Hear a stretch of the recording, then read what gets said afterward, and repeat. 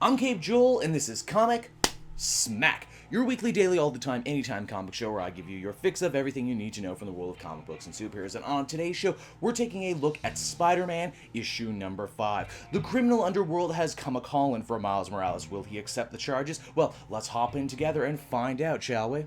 Alrighty then, so as we join the comic, Fabio, aka Goldball, is ready to move on in with Gank and Miles. Gank is a little shocked that the former X-Men still wants to bunk with him and Miles, especially after the embarrassing display that took place in the lunchroom last issue. But Goldball is the new kid in town, and he doesn't know a lot of people, and some friendly faces, even if they are slightly fanboyish faces like Gank, are a good thing. They would both love to tell Miles about the new living arrangement right now. Unfortunately, they can't because he's gone missing ever since he stormed out. Things have gotten so bad even Miles' mom is calling Gank because she can't get a hold of her son. They sadly have no idea where he ran off to, but they have a pretty good idea where to check, mainly that Spider-Man obsessed fangirl online. The lady just so happened to grab some footage of Miles getting beaten up and dragged into a car by Hammerhead. And from there we transition on over to Miles, who is being held captive at the mercy of both Hammerhead and his employer Black Cat. After unmasking Miles, the two villains sort of feel a twinge of regret going on. I mean, yeah, they meant to kill a Spider-Man today, but you know, they don't know this kid. He's clearly not the Spider-Man they've been dealing with for years, but hey, you know what, at the end of the day, villains got a villain, am I right? Felicia does say that perhaps before they do the deed, they should get one of their henchmen to read his fingerprints and find out exactly who the hell this kid is before they do him in. Shockingly, the results turn back absolutely nothing, which means that Miles has more or less been scrubbed from all databases. This momentary outbreak of confusion is just exactly what our hero needs to summon up one giant venom blast to break himself free. Unfortunately, doing so makes him very tired. The villains are most definitely not used to their Spider-Man packing that sort of wallop, and Hammerhead desperately tries to take Spider-Man out before he can get back to his web shooter. Sensing this whole operation has gone incredibly foobar, Black Cat tries to escape with Miles hot on her tail. Instead of pleading, Black Cat, interestingly enough, actually tries to offer Miles a job within her organization. Oh, come on, Black Cat, don't you already have Silk working for you? How many young spider people do you need for your collection? Black Cat escapes, no surprise there. We'll chop this up to her making other people unlucky. But hey, on the bright side, Miles did manage to lock up all of Hammerhead's gang in one day. That's a feat that even Peter Parker himself would have to be proud of. He also reconnects with Gank, these two getting back together and getting on good terms, which is always nice to see.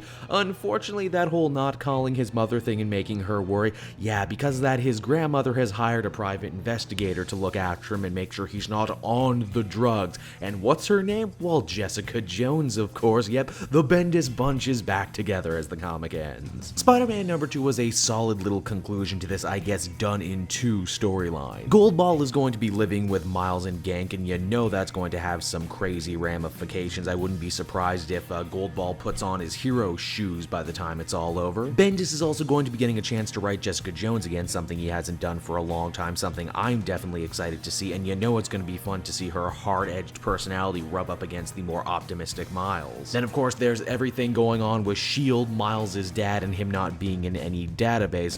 He wonders where that's going to go. Especially when we stop and consider before the end of the Ultimate Universe, they had kind of been, you know, walking around a similar sort of story. Overall, I would feel comfortable giving this one an 8 out of 10. Hey everyone, thanks so much for watching my newest video. I hope you enjoyed it, and while you're here, why not check out another video I have on offer, or maybe if you're feeling in a supportive mood, you want to like or subscribe. And if you want to support the creation of more videos just like this one, then please by all means check out the Cape Joel Patreon. A little bit goes a very long way, and I will see you all next time.